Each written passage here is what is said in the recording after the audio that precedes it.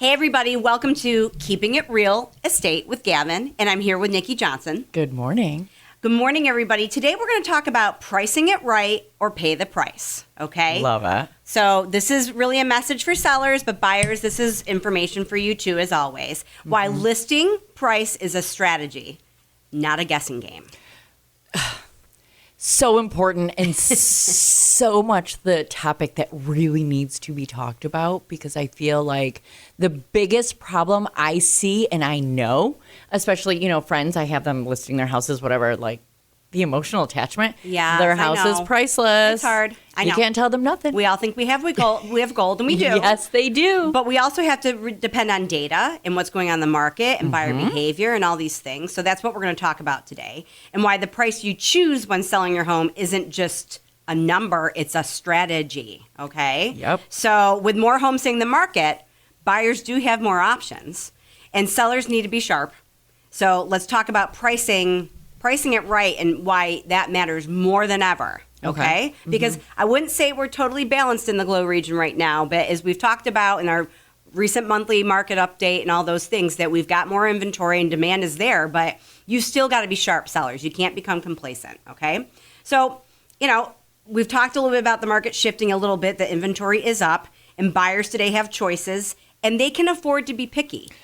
That's the key right there. Right? They don't have a million choices. The interest rate's still low. They still have constraints, et cetera, but they're not being held hostage like they were at one There's point. movement for them to kind of, be empowered, right? And they're going to have expectations. So sellers, you have to understand that buyer shift. You have to understand the buyer trend and attitude there. So if your price doesn't match the market, sellers, the buyers will scroll past your home when they're searching on Zillow, on their phone and all that stuff without ever stepping inside the home. Absolutely. They're just going to look at that price. But here's a question I have, and I don't mean to interrupt you. When you say market and the price for the market, now, are you talking like a general area, a general city, a town? Because I know, like, even here in the city of Batavia, you have the east side, the west side, the north, south, and different areas that I would think would be priced different, but maybe be the same type of house, but just the area. You got it. So the same cute little Cape Cod in Leroy is going to be a little different than the cute little Cape Cod here in Batavia. Right. Okay. So so that's why you really need to work with your real estate expert and your professional to understand the market differences, even within what I might call a micro market. What's that? So, we might consider the Genesee County market as a whole, but those micro markets, the granular approach to Batavia versus Leroy versus Elba, et cetera, those things matter. Okay, yeah. Okay, so you've got to think about that. And that's why it's really important, sellers. Your major takeaway today should be pricing it right from the start is your best advantage. Okay? And you've heard me say before, if the price ain't compelling, it ain't selling. So just know that. I'm going to sound like a broken record, but it's the truth, okay? Yeah. So what happens when you overprice? Okay, now, sometimes you just have a gut feeling, and sometimes even working with your agent, the market shifts daily. So maybe you've been working on a listing for a bit, and you listed later than you thought, and you went with last month's price, and it's just not resonating now. Things happen. It's not the end of the world, but what happens if we do find ourselves in a situation where we did overprice? Yeah. For the market when you list, okay? There's 3 common things that could happen. And they're tough, but we can talk about them here. So, number 1, you would do a price drop later on, okay? Yes. So, you've maybe overpriced, you've learned that. House has been in the market for 2 weeks to a month. That's usually the highest energy and highest activity you're going to have on a home when it hits the market, and you're just not getting the offers. It should say something. Even if you got an offer and it's a low ball to you, but that brave soul did put an offer in, and you're not getting the activity, showings aren't there, offers aren't there, it points to price, condition, location, a lot of times price. Okay. It can raise red flags for the buyers, though. You're setting an impression. So you know how people say now, we've trained buyers out there so much to look at headlines and Zillow and all that. And so if that house doesn't sell in 30 seconds or less, you're like, what's wrong with it? So true. There's probably absolutely nothing wrong with that house, but is it overpriced? Yep. So it raises red flags for buyers. They start to ask, what's wrong with it? Why hasn't it sold? Especially when there's more buyers than sellers out there right now. And a price cut, you have to understand, even if you do suffer a price reduction or price adjustment or price improvement, when we like to put a positive spin on it, does that happen? Improved the price. Yeah. Oh, We've you're improved saying price, the wording right? matters. Yes, the way that we package that. I thought you meant like their price was going up. I was like, no. whoa, I mean whoa. that we've reduced the price or adjusted the price or improved Got the it, price okay. for the market, right? Yeah, that does sound prettier. Yeah, it sounds a lot better, right? Yeah. So I'm not afraid of that because, again, sellers, it's all about your goals and what we need to attain in a timeline that we've set before we've gotten a list. But understand that once you've seen a price reduction in the MLS or online and Zillow and third-party sites, it doesn't always bring the strongest offers after the fact.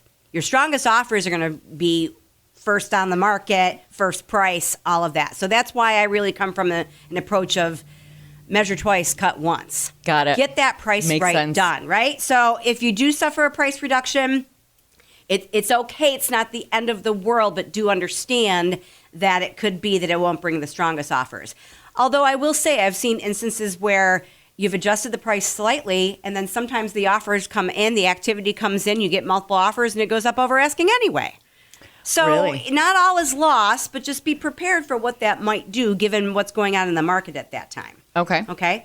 You overprice. What's another thing we could do? We could take it off the market Okay. if it's not moving and we've really been months and we're on the market and maybe, which we don't see a lot of, honestly, folks, in this market. It just depends. Maybe the higher end. But maybe it's not in line with what your goals were and your time frame was as a seller. You know, it's really kind of delaying your dreams, especially if, let's say, for example, Mr. or Mrs. Seller, you put your house on the market because you're contingent on the purchase of another. Yes. And time is of the essence to execute. Yep. So now maybe you're in the danger zone there, or maybe that deal, your new purchase fell apart. So now what? You can't, sell yourself out of a home. So maybe you're pulling it off the market, but, it's disrupted what your plan was. Your dreams of upsizing, downsizing, or relocating, they're all on pause now. Mm-hmm. It's a big deal, and not to mention the financial and the emotional toll. Yes. Right? So time is money, as we know. So the longer you're holding on to that property while it's on the market, and some people up and move out of their house. They're out of area, but you're still holding on to that house and you're paying taxes, insurance, utilities. So ideally, you want that property to move. So maybe taking it off the market isn't the solution for you, Absolutely. right? Your other solution to having overpriced is maybe renting it out.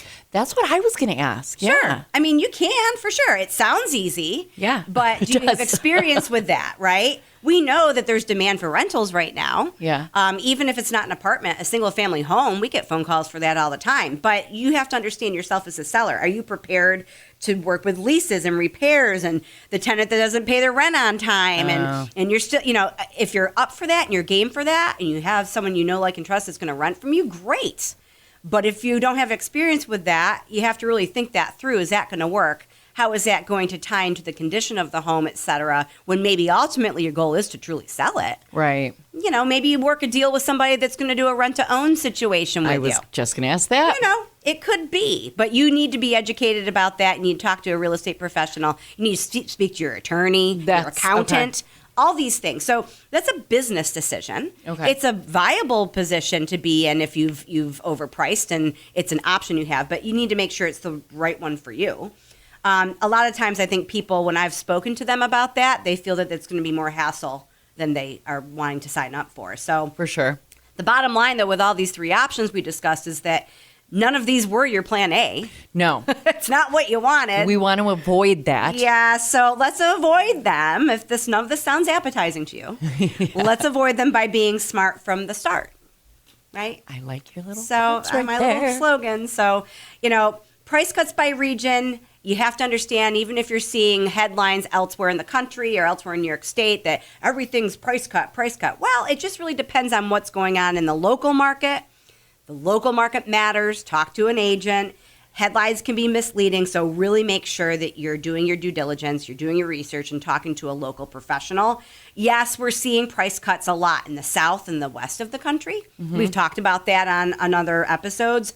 In the Northeast, we're not seeing it as much. No. Okay, so in the south and the west of the country, we're seeing like 23% of the inventory having a price reduction. We're not seeing that in the Northeast. It's more about like 13%. the time that we're talking about this. Good number. It's different. And inventory levels are going to vary. So therefore, so should your pricing strategy, right? So quick question. Say I'm somebody out there and I want to sell my house. And ideally, it would be the best idea, you can be biased, to call somebody like an agent to have them kind of give me that price goal. Yes, and that would be like a comparative market analysis or a CMA to look at other comparable properties, and we'll talk about that too, to give you an idea of where that house might sit in the range of value. So it wouldn't be safe, I guess, to say my neighbor sold their house for $100,000, so I am expecting to get at least $100,000. I wouldn't recommend that. I don't think that is utilizing all the data that could be available to you through an agent who studies the market every single day. So while that anecdotal information can come into play in a market analysis, like, well, my neighbor has a very like in kind property to mine, and I know what they listed for, and I know what it sold for, so I automatically think that that's going to be mine. Yes and no.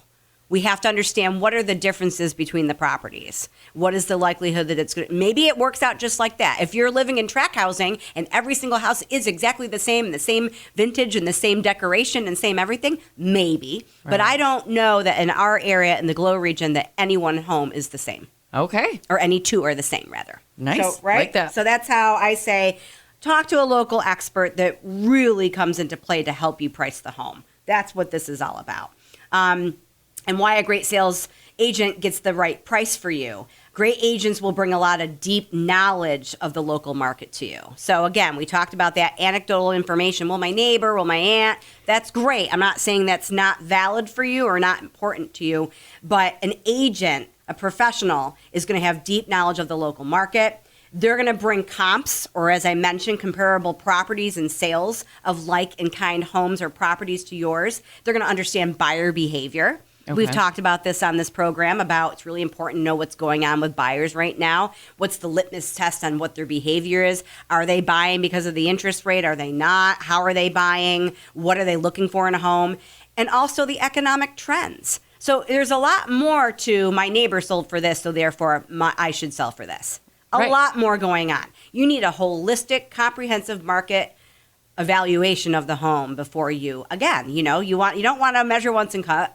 You want to measure twice and cut once. That's right? True. You're going to hear me say it over and over again. So yes. Pricing strategy is based on your goals. At the end of the day, if you come to me and say, I'm not in a hurry to sell, I need to sell, I want to sell, but I don't care if it flies off the shelf in the next 2 weeks. Okay, great. Well, then maybe we will go a little higher on the scale of the pricing strategy to see if we can really get that. If you tell me it's got to be sold yesterday because I'm under contract on my new home and I have a contingency to release in 10 days, we better price it competitively. Oh, yeah. Right?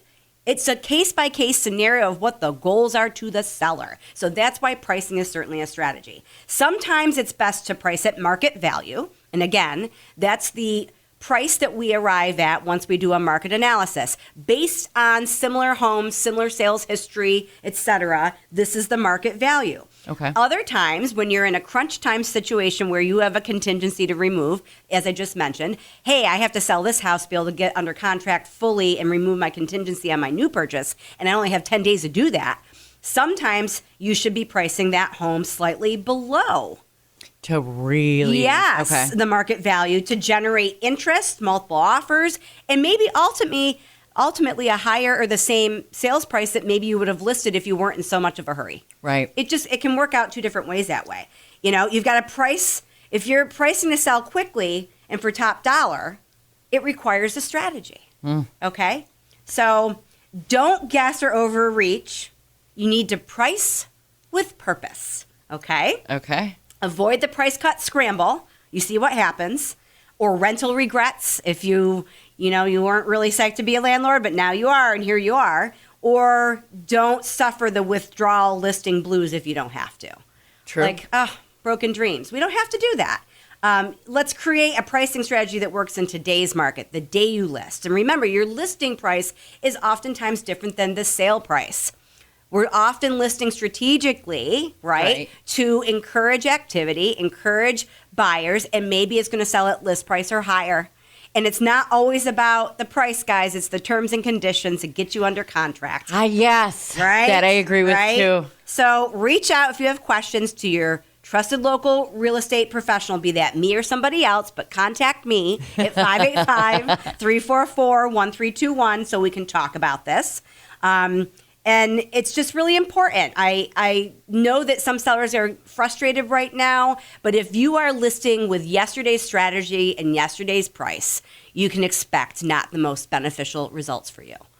Buyers are knowledgeable. They know what they're looking at right now. They're a bit more empowered, so price with purpose. So would it be safer to say, because I know when we first originally started this show, it was more a seller's market. Yeah. Would you say it's starting to lean really into that buyer's market now? I'd say we're balancing, and it's a property by property scenario. Okay. It's kind of the tale of two markets. Yeah. If the price is right and the condition is great and the location is good and it checks the boxes for a lot of different buyers, you will still see multiple offers, perhaps at list or asking or over.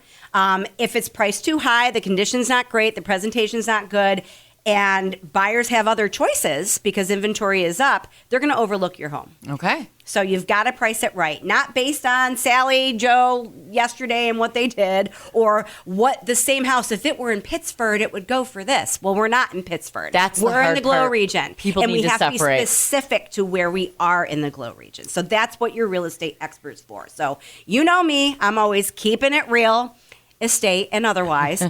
We thank you for joining us today. And if you have any questions whatsoever, don't hesitate to reach out. 585-344-1321. Well, thank you, Miss Gavin. And again, I appreciate more than anything you stopping in today. And of course, we'll be back again next week. And until then, have a wonderful afternoon. Bye-bye.